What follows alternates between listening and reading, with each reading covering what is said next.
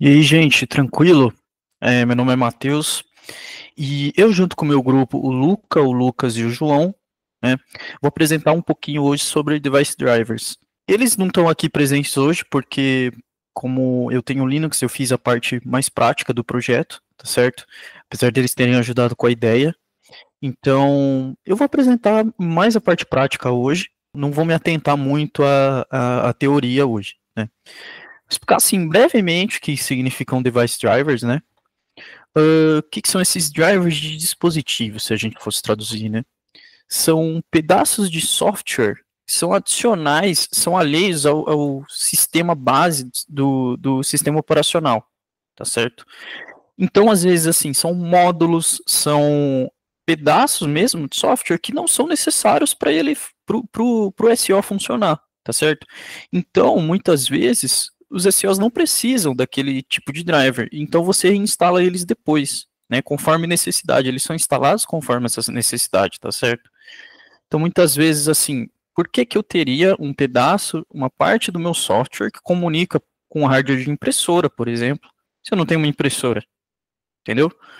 Então é justamente essa a ideia dos drivers, é você assim colocar uma coisa a mais, né, para lidar com situações específicas. Vou citar outro exemplo aqui. Se eu tivesse um driver que cuida de telefone, de telefonia, usado para telemarketing, por exemplo, eu não tenho necessidade de ter, né, essa comunicação com um dispositivo externo na minha máquina, tá certo? Porque eu não trabalho com telefonia. Então, drivers fazem basicamente isso, né? Eles comunicam com peças de hardware externo, seja de entrada ou de saída, para que a gente possa assim visualizar melhor e conseguir mexer na máquina, certo? Alguns drivers eles são indispensáveis, por exemplo, o driver do teclado, o driver do mouse, o driver da tela. Às vezes, né, antigamente você tinha o driver do disquete, né, do CD, do DVD, né, e hoje em dia esses últimos aí são mais dispensáveis, né? Então é basicamente isso. E a gente tem também, né, que é o nosso objetivo aqui hoje, que é um driver de armazenamento. É basicamente isso que a gente fez. É um buffer, né, em que você pode escrever, ler e apagar o conteúdo dele. Tá certo? Então vamos lá para a parte prática já. Novamente, né, igual eu fiz na outra parte, no outro trabalho, eu deixei aqui já pronto um tutorialzinho que é baseado no LKCamp, tá certo? Para poder fazer isso. Tá. Primeiro, eu vou explicar para vocês qual que é a ideia por trás do nosso driver. Beleza, eu vou começar pelo pseudodriver.c aqui, explicar o que, que ele faz, né? Nossa ideia é criar um buffer de 1024 posições, né, posição máxima, para guardar uma string, tá bom? Então, aqui nós temos nossos includes, né, que é todos do kernel, todos são acessados diretamente do kernel, tá bom? Aqui a gente tem o nosso define, que tem o nome do dispositivo, o nome da classe do dispositivo, tá bom? E o tamanho do buffer, tá bom? Aqui tem as estruturas que estão mais para baixo aqui, então acho que não nem preciso explicar agora, né? E, e algumas outras defines aqui para controlar a entrada e saída desse dispositivo, tá bom? Aqui tem algumas mensagens que mostram quando abre, quando fecha, que são mensagens que mais para frente vão aparecer no log, né, quando o dispositivo é aberto e é fechado com sucesso, tá bom? Que isso é necessário para fazer as operações de escrita, de leitura e de apagar, né, que está nele. Tá bom? Então a primeira função nossa é o pseudo read, né, que é de ler o que está no dispositivo, tá bom? Bem, então aqui, né, a gente precisa colocar quantos bytes tem que ler da string que está dentro do buffer, tá bom? E cada vez que a gente lê, a gente precisa escrever isso no terminal, né? Então é justamente isso que acontece na função copy to user, que está mais aqui embaixo, né, que é tirar do device e colocar, passar pelo kernel e colocar para o usuário ver. Tá bom? E lógico, né, se tiver bytes negativos, aqui idealmente não deve acontecer, ou iguais a zero, é retornado zero, que é o símbolo que a gente usa para end of file. Ou seja, não imprime nada, não precisa imprimir nada. A gente vindo para o pseudo-write aqui agora, né? O que significa o pseudo-write? Eu leio do meu usuário e coloco no meu dispositivo, tá bom? Eu leio do terminal e coloco no meu dispositivo por meio da escrita da função echo, né? Depois eu vou mostrar o comando echo para vocês sendo executado direitinho, mas aqui a gente trata um caso de erro, né? Aliás, alguns casos de erro que vem do byte to write. O que é o byte to write? É quanto é o espaço disponível no buffer, tá certo? Então, às vezes, ou a escrita do usuário vai ser muito grande para caber no buffer, caso ele esteja vazio, né? Ou ele não vai ter mais, ou o buffer tá cheio, tá bom? Então a gente trata isso aqui, retornando uma mensagem de erro, tá bom? E, de novo, esse aqui é o offset, que ele vai ser a posição do último caractere do buffer, tá bom? Então, aqui também ele mostra, né, uma mensagem quantos bytes foram escritos, ou seja, quantos caracteres foram escritos, né? Cada caractere tem um byte no char. Beleza, gente. Aí tem o pseudo IOCTL. O IOCTL, né, significa Input Output Control, né, que ele faz esse meio de campo entre uma coisa sendo escrita ou uma coisa sendo lida, né, do dispositivo para o nosso sistema, tá bom? E isso aqui, no caso, vai ser o nosso caso de teste, né, que vai vir do clear buffer, né, que serve para, assim, se vier esse comando para ele que vem do clear buffer, aí a gente limpa o que tiver dentro, tá bom? Beleza, aí aqui tem nossas estruturas, que no caso aqui são as nossas próprias funções, tá certo? E aqui é o owner, que é o próprio dispositivo, né? Tá, em seguida a gente tem o pseudo-init, é a alocação em disco, né, em memória do nosso dispositivo, na hora que a gente inicializa ele, tá certo? Então, a gente aqui também trata de casos de erro, que são adicionar falha local chardev region, falha local cdev, né? Os devs são os devices, tá? Não é desenvolvedor. Devs quer dizer devices, tá bom? E caso não cair em nenhum desses casos de erro aqui, né, o nosso módulo é carregado com sucesso. E o exit né, caso o módulo esteja carregado em memória, a gente descarrega ele aqui, tá certo? Então a gente meio que desaloca o espaço de memória que estava alocado para ele, tá bom? Aqui tem algumas assinaturas de funções, né, que no caso inicializa isso aí, tá bom? E aqui tem alguns dados nossos. Aqui no Clear Buffer agora, a gente faz assim uma coisa muito simples, é só uma chamada de função, né? É um comando, que vai gerar um executável para a gente, na verdade, esse ponto C aqui, depois que a gente compila, tá bom? Que é para alterar o conteúdo do buffer via o IOCTL, né? O Input Output Control, tá bom? Então, o que a gente faz? A gente primeiro abre o dispositivo, ele vai estar nesse diretório aqui do nosso kernel, tá bom? Então a gente abre, vê se dá para abrir, por meio desse file descriptor aqui, que vai mostrar o estado do dispositivo para a gente, né? Aí a gente limpa o buffer, né, chamando essa função IOCTL aqui, que é justamente o que faz essa comunicação entre o usuário e o dispositivo. E beleza, se der certo, a gente limpa ele pelo IOCTL e fecha ele, né? Muito importante, abrir e fechar. Por quê? Os nossos dispositivos no Linux são tratados como arquivos, então torna muito mais simples, né, a implementação de operações de entrada e saída.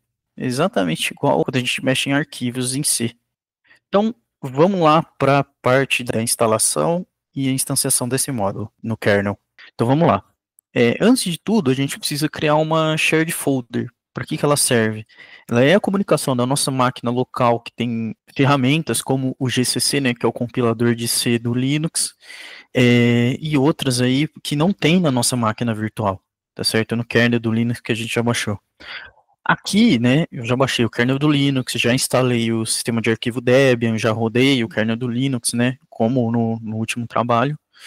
Então, vai ser assim, um pouco mais fácil, então eu abstraí essa parte, tá certo? Então, no último vídeo tem explicando certinho como que baixa, como que faz, executa o kernel e tal, tá certo?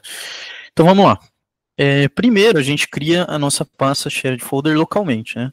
Aqui está a pasta do meu usuário, né? Pasta base do usuário. E eu já criei ela aqui. Simplesmente dar um make dir. Aqui, no caso, pressupõe que a gente está na pasta Linux, né? Que é o kernel que a gente baixou do GitHub, tá certo? E aqui a gente executa, né? A gente cria essa shared folder para comunicar, né? Todos os arquivos que vão ser colocados localmente na shared folder vão estar na nossa máquina virtual também, certo? Então aqui eu vou executar. De novo, né? Isso aqui é uma coisa que já foi, essa configuração do usuário e do nome do usuário root e a senha já foi feita no tutorial passado, tá certo? E beleza, a gente está aqui. Aqui já tem minha host folder, mas eu vou mostrar como que eu faço para ela aparecer no kernel.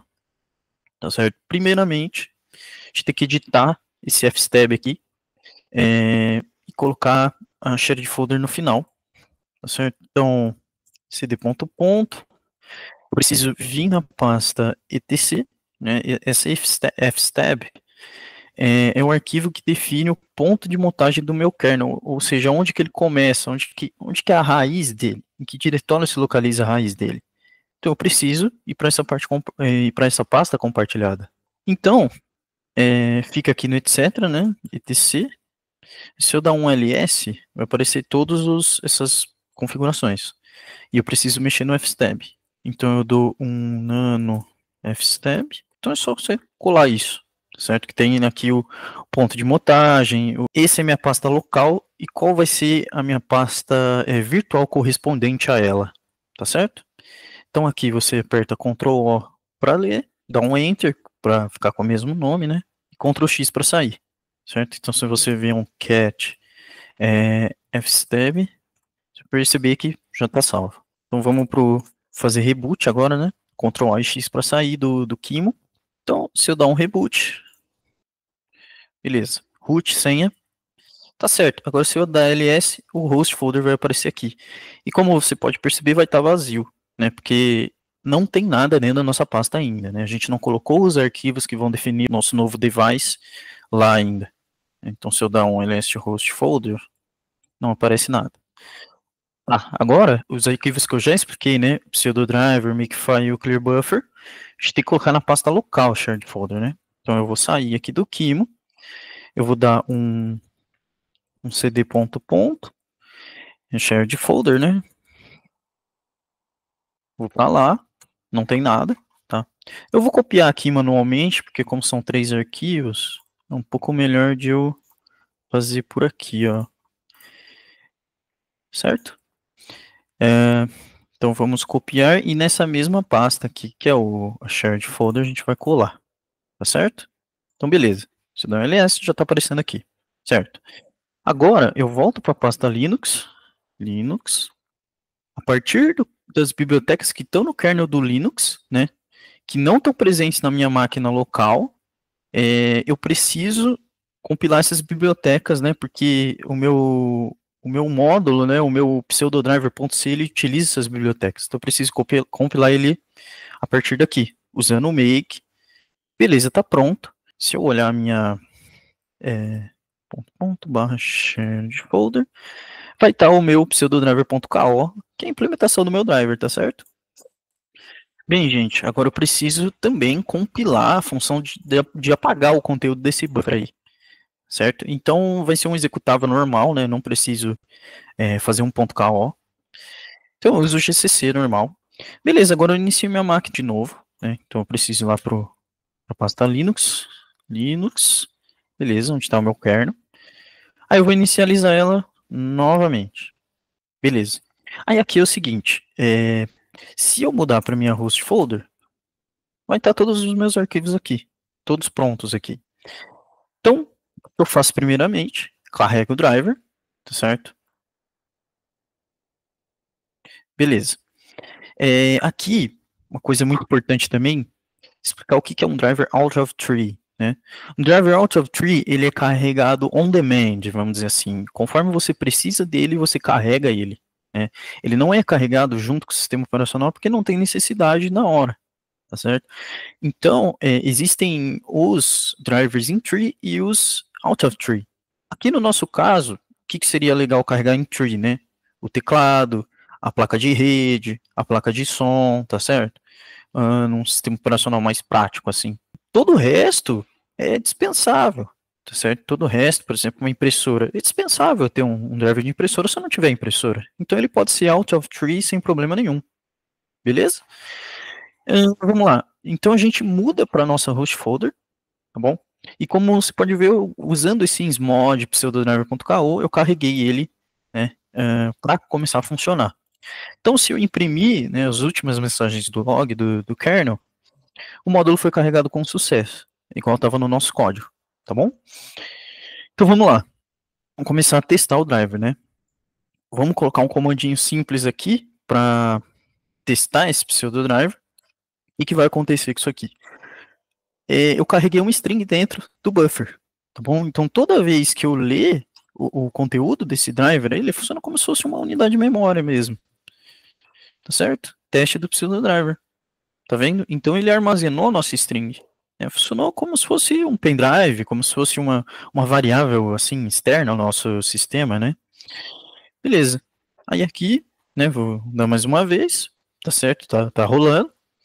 E aqui, ó, como eu estou na minha mesma pasta do meu clear buffer, né, do que limpa esse buffer, se eu fizer isso aqui, ó, ele limpa pelo IOCTL, certo? Então, se eu vier aqui o cat sudo device, não vai estar com nada. Eu apaguei, tá bom? Vamos olhar aqui mais uma vez as últimas entradas no log, certo? Eu vou até deixar um pouco maior aqui. Aí, vamos lá. Módulo carregado com sucesso, beleza, aqui já tinha aparecido pra gente. Toda vez que ele lê ou escreve, ele abre o dispositivo e fecha, tá vendo? Escreveu 23 bytes, ou seja, 23 caracteres, e depois fechou. Aí depois ele leu, tá vendo que é o comando cat, aqui, que ele escreve o conteúdo no terminal, depois ele leu e fechou. Eu coloquei o cat de novo, aí ele leu e fechou. Depois, ele vai limpar esse buffer, tá certo? Aí ele abre, limpa e fecha. Aí agora, né, eu abri e fechei para quê? Para ler o que tem dentro, tá certo? Como ele leu 0 bytes, né, porque não tem conteúdo, ele não imprimiu. Tá bom, agora basta eu remover o dispositivo, certo? Mmod. Se eu der um message tail, o módulo foi descarregado. Tá certo? Então ele não está mais presente, né, no meu computador. Tanto que se eu vier aqui em dev, d. Se eu vier em dev, né, vocês podem ver aí que, né, o meu pseudodriver não está nessa lista, tá certo? Aqui é a lista de todos os meus drivers que estão atualmente carregados no meu computador, certo? E como você não pode ver, não tem. Então, a gente volta, vamos voltar um aqui, a gente volta para o root, certo?